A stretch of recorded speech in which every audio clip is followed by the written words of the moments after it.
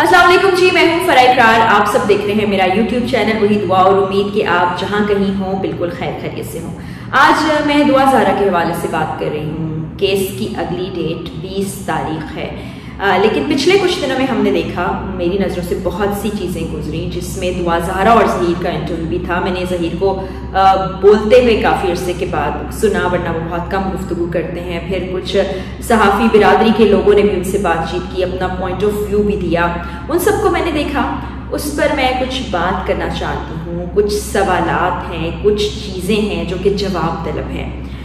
अब एक लम्हे के लिए हम ये सोच लेते हैं कि एक ग्रुप जो ये कह रहा है कि दुआ ज़हरा की शादी सिर्फ पसंद की शादी का मामला है, इसके पीछे और कुछ नहीं है, कोई गैंग मुलव्विस नहीं है, इसके पीछे कोई गड़बड़ नहीं है, सिर्फ वालिदैन इनकारी हैं कि बच्चों की शादी को वो नहीं मानना चाहते।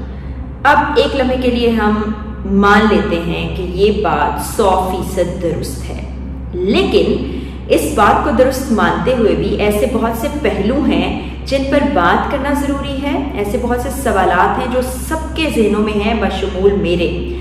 उन सवालों के जवाबात हमें चाहिए। उसके लिए मैं ये कहना चाहूँगी, जो लोग दुआ ज़हरा का इंटरव्यू कर रहे हैं, दुआ ज़हरा और ज़हीर, आप कहते हैं कि हमारी सिक्योरिटी का मसला है, हम कहीं किसी जगह पर जाके बात नहीं कर सकते, किसी को हम इंटरव्यू नहीं दे सकते, किसी से गुफ्तगू नहीं कर सकते कि हमारी लोकेशन ट्रेस हो जाएगी और हमें सिर्फ वालिदैन से खदशा और ख़तरा नहीं है, हमें बहुत से और लोगों से ख़तरा है। तो हमारी जान को इस वक्त शदीद ख़तरा लाहक है और हम अपनी सिक्योरिटी की वजह से जगह डिस्क्लोज नहीं कर सकते। तो आप सबसे मैं ये कहना चाहूँगी कि आप जगह डिस्क्लोज मत कीजिए, आप मत मिलिए, मत किसी को कुछ बताइए कि आप किस वक्त कहाँ मौजूद हैं। एक लिंक होता है व्हाट्सएप पे जिसके ज़रिए से आप सब लोग भी देख रहे होंगे, बहुत से लोग गुफ्तगू कर रहे हैं जिसमें काफ़ी सारे लोग एक दफ़ा में बात कर सकते हैं। आप उस लिंक पे मुझे ज्वाइन कर लीजिए। मेरे कुछ सवालात हैं, आप उनके जवाबात दे दीजिए। अगर आपके जवाबात काफ़ी होते हैं, मुझे लगता है कि ये बिल्कुल सच पर मबनी है, तो मैं आपसे ये वादा करती हूँ कि आज के बाद मैं दुआ ज़हरा केस के ऊपर बात नहीं करूँगी। मैं ये मान लूँगी कि ये एक पसंद की शादी का मामला है, भले वो कम उम्री का ही क्यों नहीं है। तो वो सवालात क्या है, वो सवालात मैं उठाती हूँ। मेरे पास बहुत सी चीज़ें ऐसी हैं जिस पर मैं चाहती हूँ कि हमें जवाब मिले। तो हमने अब ये मान लिया, एक लम्हे के लिए फ़र्ज़ कर लिया कि ये पसंद की शादी है जिस पर वालिदैन की रजामंदी शामिल नहीं है। तो बहुत सी ऐसी चीज़ें हैं जिस पर झूठ हमारे सामने आता है। दुआ ज़हरा की जानिब से बहुत से झूठ बोले जाते हैं। वही बात अब हमने एक तरफ कर दिया ये कि कोई गड़बड़ है, कोई मामला ख़राब है या कोई गैंग मुलव्विस है। दुआ ज़हरा की उम्र के बारे में झूठ बोला गया। झूठ मैं इसलिए कह रही हूँ क्योंकि कानूनी तौर पर एक रिपोर्ट सामने आ गई है। एक मेडिकल बोर्ड बैठा था जिसमें एक दो डॉक्टर नहीं, बहुत से डॉक्टर्स थे जिन्होंने बहुत सारी चीज़ों को मलहूज़े खातिर रखते हुए उसकी एज 15 साल के करीब बताई थी, यानी पूरे 15 साल भी नहीं बताई थी।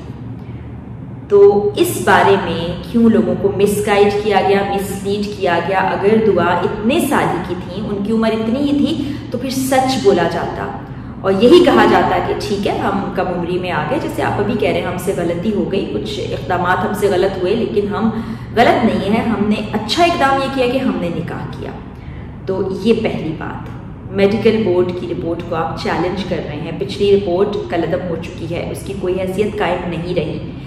उसके बाद मेरा ये और सवाल भी है, सब लोगों का सवाल भी है कि दुआ ज़हरा कराची से अकेली निकली, इस उम्र में 15 साल के करीब बच्ची घर से बाहर आती है और इतना लंबा सफ़र तय करके जो 18 घंटे से ज़ायद बन जाता है, अगर आप मुसलसल सफ़र करते हुए लाहौर पहुँचे, आ जाती है, उसकी जेब में 1 रुपया नहीं होता, उससे ड्राइवर कोई सवाल नहीं करता, रास्ते में उसको कहीं रोका नहीं जाता, उससे कोई पूछगछ नहीं की जाती, कोई इस चीज़ को नोटिस ही नहीं करता कि एक छोटी सी बच्ची गाड़ी में मौजूद है और वो जा रही है दूसरे शहर, और ड्राइवर उससे पैसों का मुतालबा भी नहीं करता, बल्कि मंजिल मकसूद पर पहुँचने के बाद उसको पैसे ज़हीर अदा करता है और ज़हीर के पास इतनी रकम मौजूद होती है। उमूमी तौर पर यकमुश्त इस तरह से रकम मौजूद भी नहीं होती, मेरे बैग में भी शायद कोई 1000-1500 रुपये मौजूद रहा करते हैं। तो ये भी एक सवाल है जिसका जवाब चाहिए, तमाम लोगों को चाहिए, क्योंकि केस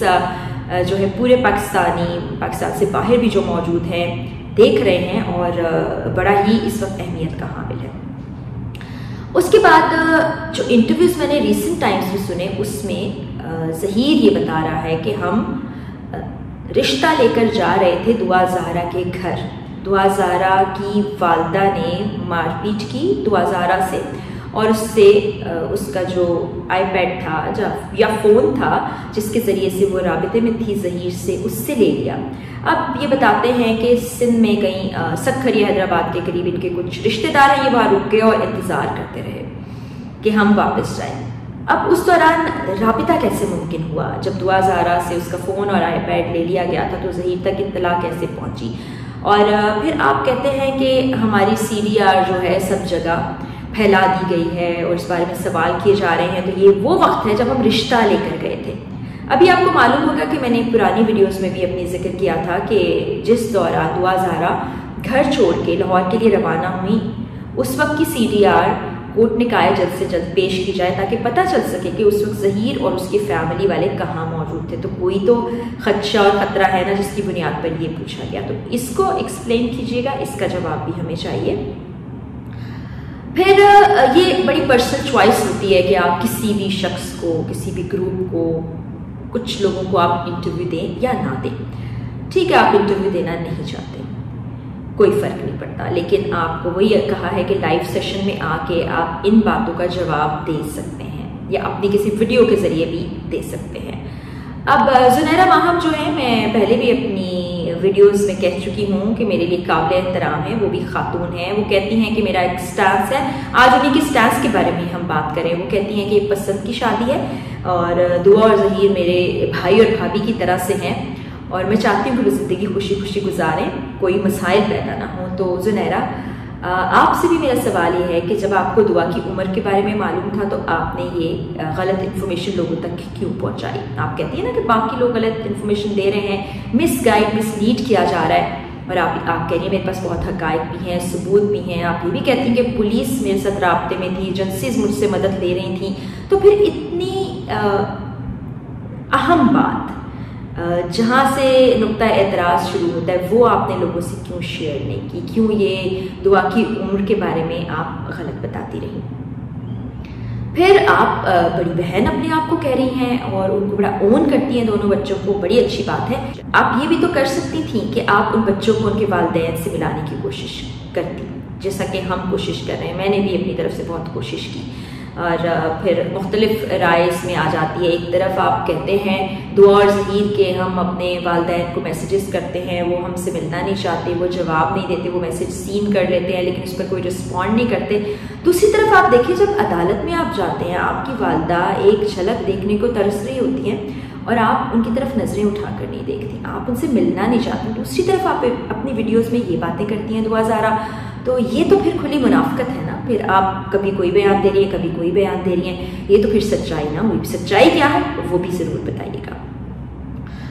जब हक़ाइक़ आपको मालूम थे तो फिर उनको छुपाया क्यों किया? फिर उनको लोगों को बताया क्यों नहीं किया? और फिर अभी तक वालिदैन के बारे में नेगेटिविटी क्यों फैलाई जा रही है? मान लिया हमने पसंद की शादी थी, मान लिया घर वाले नहीं मान रहे थे, मान लिया बड़ा प्रेशराइज कर रहे थे, मान लिया वो आपकी किसी और जगह शादी करना चाहते थे, लेकिन ये जो आप सब कुछ कर रहे हैं ये इंतहाई गलत है कि हर दूसरे दिन आप बैठ जाते हैं, वालिदैन की तहकीर शुरू कर देते हैं, वालिदैन के बारे में जैसे अल्फाज इस्तेमाल किए जाते हैं वो ज़ेब नहीं देते, किसी को भी ज़ेब नहीं देते। अगर आपके वालिदैन ये भी मान लें कि आपके साथ बहुत गलत रवैया रखे हुए थे, आपकी किसी भी इक़दाम के ख़िलाफ़ थे या आपकी वालदा आप पे हाथ भी उठाती थी, मारती पीटती भी थी, तो उनकी तज़लील करना भी ये हक किसी को नहीं पहुंचता। माँ बाप जैसे बच्चे साझे होते हैं वैसे ही माँ बाप की इज्जत भी साझी होती है। तो ये सब करना, जानबूझ के करना, रोज़ाना की बुनियाद पर करना, ये कहाँ का इंसाफ है और ये कौन सा वतीरा और तरीका है, ये मुझे बताइएगा। फिर हीरोइक एक्ट करार दिया जा रहा है बच्चों की इस हरकत को, जिसको कतन ऐसा करार दिया नहीं जाना चाहिए। आप मगरिब की बात करते हैं, और बहुत सी मिसालें देते हैं। हम पाकिस्तान में रहते हैं, हमारी सोसाइटी बाकी सोसाइटी से बहुत अलग है, हमारी नॉर्म्स एंड वैल्यूज़ अलग हैं। उसके मुताबिक ये सब कुछ होना, इस चीज़ को इस तरह से पोर्ट्रे करना, ये और भी बहुत से बच्चों के जहनों में, उनकी ज़िंदगियों में बहुत सी चीज़ें बदल देगा जो कि पॉजिटिव नहीं होंगी। तो खुदारा ये मत कीजिए।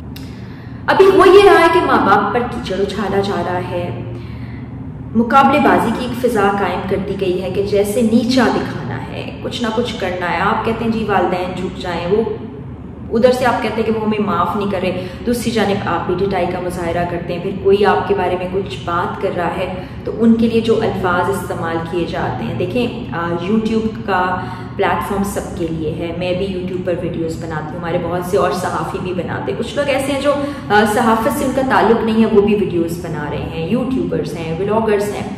आप उन पर तनकीद ज़रूर कर सकते हैं, लेकिन अल्फाज का चुनाव वो नहीं होना चाहिए जो किया जाता है। ये बहुत ही मेरे पास लफ्ज़ भी नहीं है, मैं क्या कहूँ। किसी की तज़लील करना कोई तरीक़ेकार नहीं। आप सवाल उठाएं, आप बात करें, खदशात हैं उसका इजहार करें, लेकिन तज़लील मत करें, तनकीद करें, लेकिन तमीज़ के दायरे में रहते हुए। तो मैं अपनी वीडियो के ज़रिए पहले भी शुरू में भी आगाज़ में भी कह चुकी कि आप सिक्योरिटी खदशात की बिना पर सामने नहीं आते, अपनी लोकेशन के बारे में नहीं बताते, लेकिन ये सब वो सवालात हैं जो पूरा पाकिस्तान जानना चाहता है। ये वो सब सवालात हैं जिनके जवाबात पाकिस्तान के वालिदैन को चाहिए। ये वो सवालात हैं जिनके जवाबात पर हमारी आने वाली नस्ल और आजकल के बच्चों पर बहुत ज़्यादा इम्पैक्ट पड़ने वाला है। तो हमें बड़ी सेंसिटिविटी के साथ, बड़ी जिम्मेदारी के साथ इनका जवाब चाहिए। और आपको मैं कहती हूँ कि आप किसी भी लाइव सेशन में आ जाइए, मुझसे बात कर लीजिए। और फिर वही बात कि अगर मुझे आप कन्विंस कर लेंगे अपनी बातों से और मुझे ये समझ आ जाएगा कि एक सादा शादी का मामला है, तो मैं दोबारा कभी दुआ ज़हरा की इस पर बात नहीं करूँगी। इसी के साथ मुझे इजाज़त दें। अल्लाह ताला हमारे प्यारे पाकिस्तान और हम सब पाकिस्तानियों का हामी और नासिर हो। अल्लाह हाफ़िज़।